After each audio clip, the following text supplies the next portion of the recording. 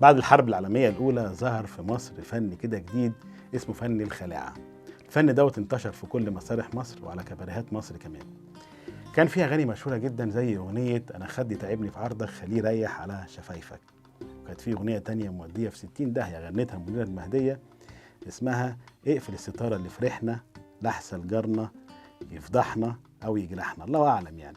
اللي كان بيكتب الأغاني دي كلها كان واحد جميل جدا كده، شاب اسمه محمد يونس القاضي. عم محمد كتب أغنية ودته في 60 داهية اسمها معرفش ايه اللي جرى في المنظرة ده انا كنت لسه صغيرة.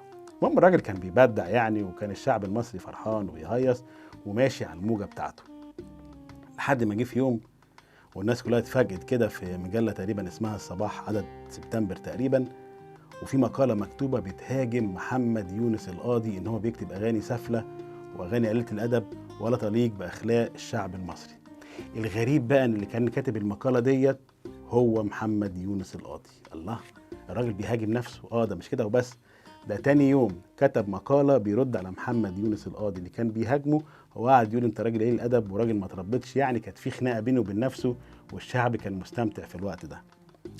الراجل دوت في اوائل الثلاثينات كان مسك الرقابة على الاغاني اللي بتتعرض في الاذاعة، واول قرار خده قال يمنع اغاني محمد يونس القاضي اللي هو اصلا محمد يونس القاضي، يعني هو الراجل كان تقريبا عنده انفصام في الشخصيه يعني.